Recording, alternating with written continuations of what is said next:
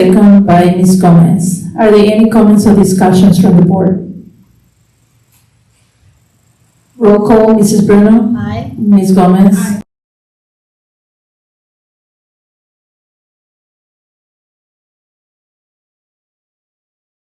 Of the minutes of the regular meeting of July 28, 25, do we have a motion to approve?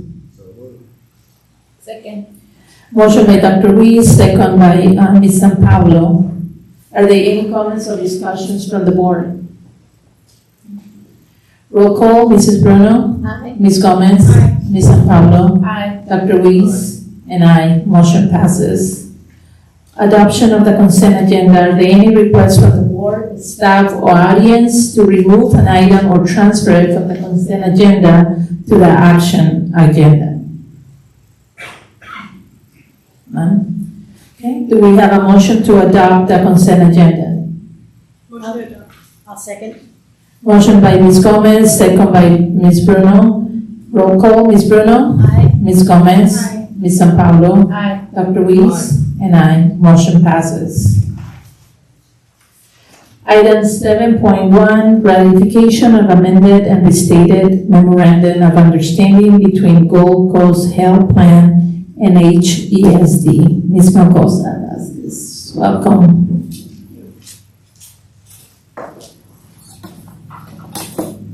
We can quickly do item 7. Good evening, governing board members and district leadership. My name is Irma Melgoza Vasquez, Senior Director of Student Support Services. Tonight I'm very excited to share information about a new program that will directly benefit our students and families. This opportunity comes through the district's partnership with the Gold Coast Health Plan. And I want to thank Dr. Walker for helping us to make sure we establish that MOU. So thank you, Dr. Walker. I'd like us to introduce also our Gold Coast Health Plan Care Ambassador, Alejandra Solis. Alejandra, she'll be the key in connecting our students and families with healthcare and community resources. She'll be on the front lines, embedded in locations like our school wellness centers at Blackstock, Eo Green, and Haycox Elementary. So at this time, I'd like to give Alejandra a minute so she can introduce herself. Hello, everyone. My name is Alejandra Solis. I am a Gold Coast Health Plan Member Care Ambassador and have been with the Gold Coast Health Plan organization for about 2 years now. I also live in the community. I also attended Waikiki School District schools. And I am excited to bring care services and make healthcare accessible to students, families, staff, and the school sites I am placed at to be available to the community. Thank you, Alejandra. So let me take you back for a moment. Now, imagine a family in our district struggling to access healthcare, struggling to find community resources, or even understanding the benefits available to them. These challenges, as we know, directly affect a child's ability to focus, learn, and succeed in school. That's where the Care Ambassador program comes in. And you might wonder why we sought this partnership. As a powerful example from one of our elementary schools, last school year, over 100 students needed reading glasses. And by mid-year, a lot of them needed the reading glasses. So our goal is to close those gaps by ensuring families get connected to the right resources and quickly. So now, what is going to be the purpose of having Alejandra at Blackstock, Green, and Haycox? So in this program, the program is designed to serve as a direct link between families, the community, healthcare providers, and all the resources that the insurance can provide to the families. So here's how Alejandra is going to be able to support our students and families when she's visiting those centers. She's visiting 2 days at Blackstock, 2 days at Green, and on Friday she'll be visiting Haycox Elementary.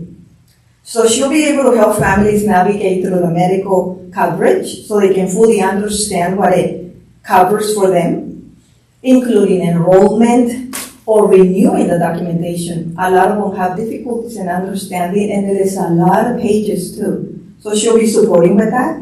And also, she'll be making connections with the local health and human services agencies for our families and students. She's also going to be providing referrals for healthcare and covered services under the insurance, whether it's mental health, dental, vision, etc. So while connecting families to community resources that fit their unique needs. And of course, you'll be collaborating closely with the MTSS leadership and the school nurse, the health clerk, the principal, so they know exactly what the needs are. So even the non-members will benefit, since the ambassador can provide a one-time referral to the appropriate community services. So let's say we have a student with suicidal ideations. It's not like she will say, oh no, I cannot speak to you or your family. She's still allowed to meet at least once, make the appropriate referrals for the one time. So now, beyond this, the care ambassador will also actively partner in the students' academic success, not just social, emotional, and health, but the academics. And she's going to be participating. For example, one of the examples is she can be part of the SST teams. When she's invited, because maybe the staff already knows that her presence is going to be beneficial because the student may be needing certain referral or certain service so the child can continue to thrive. And then also they can invite her, if appropriate, relating to health, to an IEP, she can be present. Now she's also going to be assisting with health and wellness activities for students and families.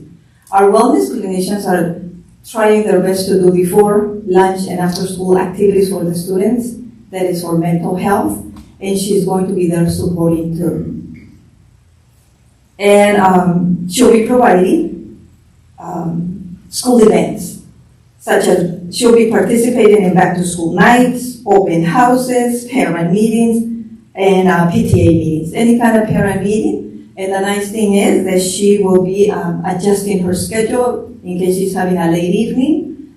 She's allowed by Gold Coast to adjust her schedule so she can service the community.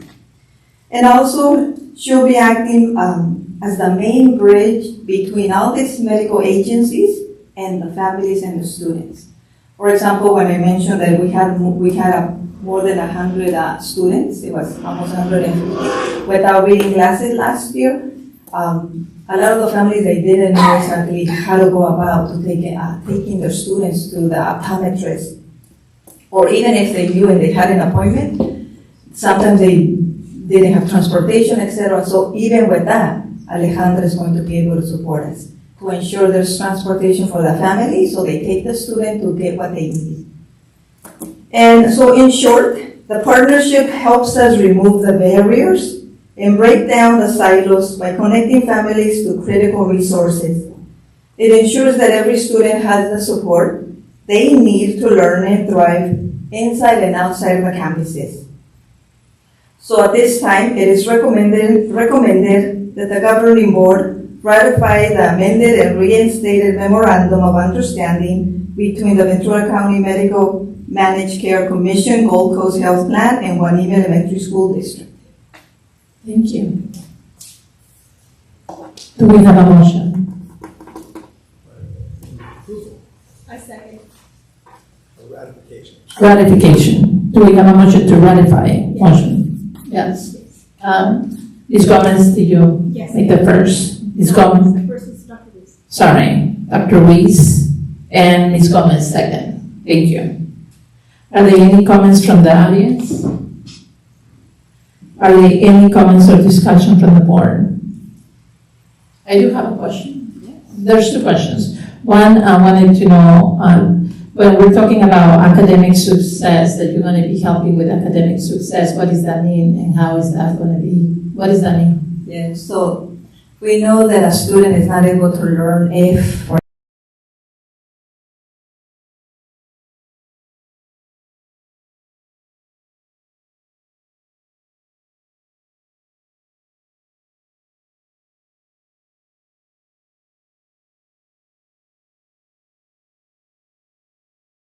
how we are helping, because this is a partnership, right? So the information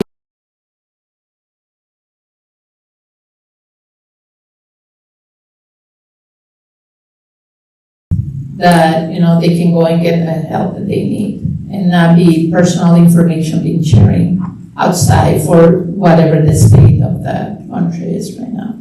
yeah, so when Alejandra meets with the family, let's say going back to the reading classes, and if she's meeting with the family, she'll just make a connection and help them to call and make an appointment. Okay, you'll go to this address at this time, and the name of the optometrist is this, and show up. And then they take the personal information when it comes to their medical ID number, etc.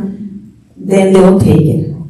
And we just wanted to make sure that we will let the parents know that everything is safe and it stays safe and it's not being shared Yes. by any state or federal agencies. So Alejandra, when she's making those referrals, she's making the referral when she's speaking to the family. She's not making a referral just with the student. She's meeting with the guardian, the parent. Right. But we want to make sure, because I know the parents are kind of afraid or scared to go and seek for help or ask for the help that they needed, because they're afraid that the conditions that we're living in. So I just want to make that as a comment, not as a question. Yes, we will. Thank you. And thank you for bringing that to our schools. Oh, one more question, sorry. They say that it's green stock, black stock, and green, black stock, and HECA. So what about the other schools? We cannot do that in the other schools? Well, this is a kind of like a trial program the Gold Coast never had. They have had ambassadors, but at the clinics and hospitals. Uh-huh. This is the first time they decided to support us and have it at the school site. Right. And the reason why we have it at Green, Blackstock, and HACAX is because, they are the ones who expressed about the concern with the glasses. But, so the conversation initiated that way. But also because, as you read in the MOU, we were concluding with our SB HIPAA MOU. Uh-huh. And it was the same Gold Coast that was supporting us to establish our wellness centers. Uh-huh. And in having conversations with them and in meetings with them as we were concluding with that as to how else can you support us. So then I mentioned what is happening in the community. And since it's majority of their students, their clients, then this came to be. So what happens if some of the families at another school reach out to us that they want to get the STEM services? Can they just go directly to them instead of? We wouldn't reject them, but the reason why it's only at those two schools is because the initial SB HIPAA MOU, Right. it was a middle school wellness center MOU, and it was including for them. Okay. But the goal is that Gold Coast would love to see success with this program, so they can give us more than one person and then extend it to more schools. That is the goal. Okay. Great. Thank you. Just in case. Yeah. I'm sorry. I think you answered my question right there. I was just going to say that I noticed that 3 of the schools that were mentioned are 3 out of the 4 that are in our community schools program, which was left off of Williams was left off. So just kind of that was kind of my thing, like why wasn't the 4th one added in there since it's community based, and that's where we're reaching with these community schools. That how can we just include all 4 so we see how the result works with that program? That was I think you kind of answered. All right. Thank you. Thank you. All right. No, yeah. Good. Motion. Yeah. Okay. Yes. Right. Okay. We have to have a motion to pass it. I think we have a motion. Oh, we have to call it. Restate it and call it. We have to what? Just restate it. The motion wasn't called. Oh, okay, we're saying that, that ratification of the amendment and restated memorandum of understanding between Gold Coast and Health Plan and HESD has been restated and approved. Did I give the roll call? No, not yet, okay. Ms. Bruno? Aye. Thank you, Dr. Reese. Ms. Gomez. And myself. That's that problem. And San Pablo. There you go. Thank you. Motion passes. All right. Item 8.1, trustee reports. Ms. Bruno. All I have to report is I attended the Shine event. Gets better and better every year. It was amazing. The songs were wonderful. Seeing everybody back and so cheerful, so happy to be there was great. That's it. Thank you. Ms. Gomez. I'd like to report that my third grader at Bard had a great first week, and it was so beautiful to be on the campus. The measurement is really going a long way. The beautiful colors, the repairs done. We were sad that the Disney Seattle went up, or the castle, but the beautifying the campus has been really great, so we really appreciate that. And then my two little preschoolers at Waimimi, and they're loving it too. They're really enjoying learning about preschool. That's it. Thank you. Thank you. Ms. Apollo. I just attended the Shine event. Thank you to everybody putting that up. We see the effort and the dedication. Everyone had a great time, and as always, it's just so fun, like, to see all the presentations when they're singing and whatnot. It was really good. That's it.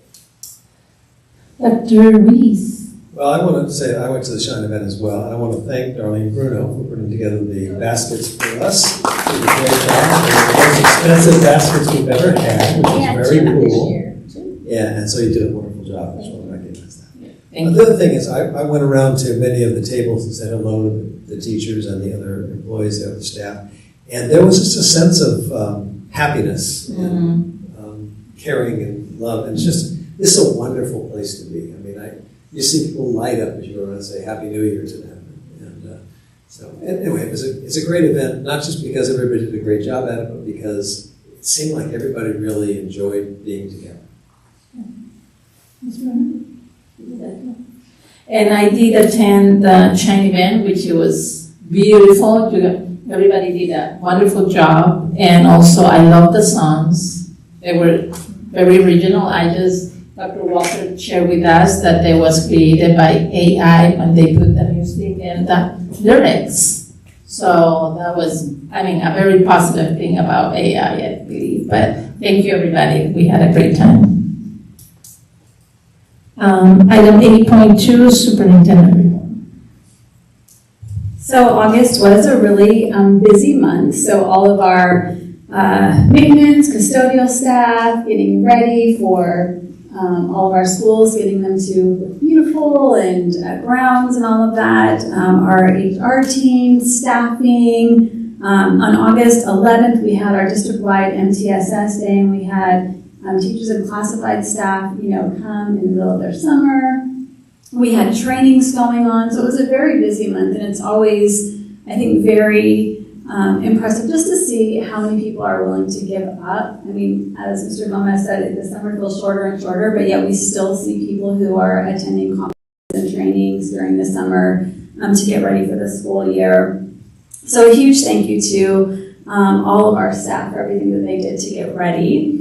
Our Shine was really enjoyable this year, thanks to the CLT for helping pick our Wizard of Oz theme this year, and to my team for being willing to be a little silly together. Not everyone is willing to do that, so thank you to them, to for just knocking it out of the park.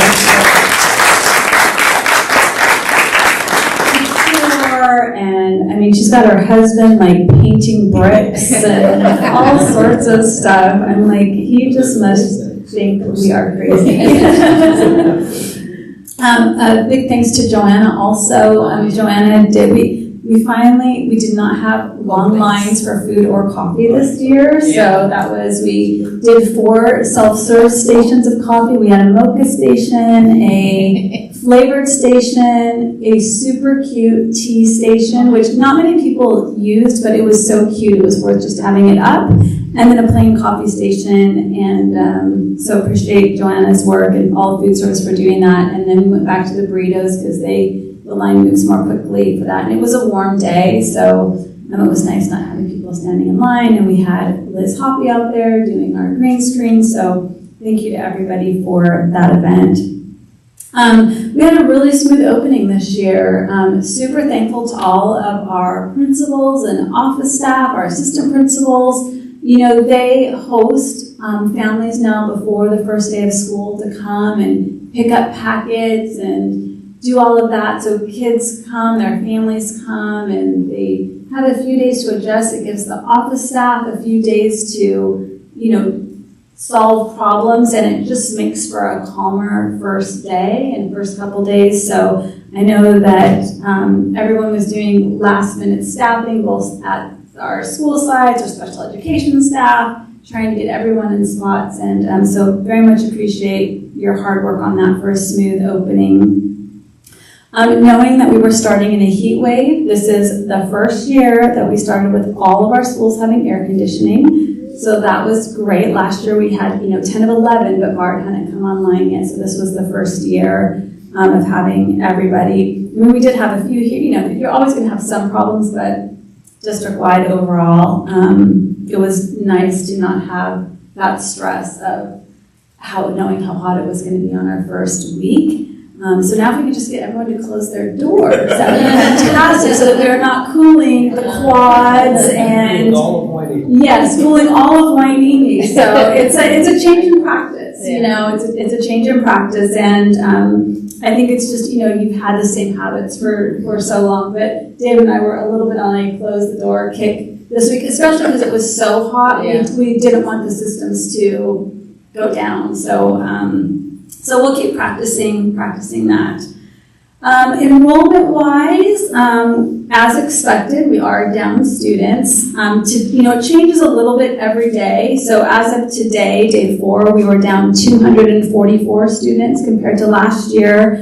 But that's 80 below what our actual projection was. So we had projected 6,510 students, and as of today, we were 6,436, I believe.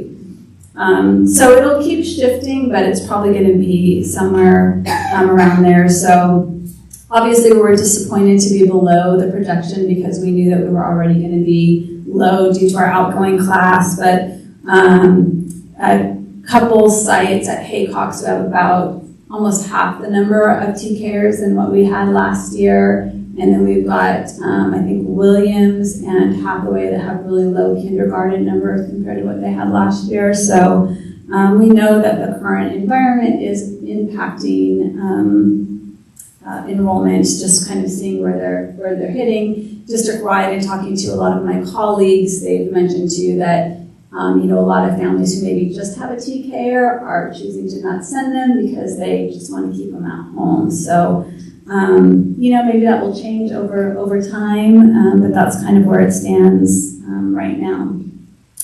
And then, you already heard a little bit about this, but we'll be entering back to school night season, and so Cynthia has the calendars available, and as we get details of times, we'll share that with you. And I know that staff always enjoy seeing everybody out at their back to school nights, and if you would like to have everyone walk around with you or anything like that, let us know and we can make that. So that's all I have to share. Clarification.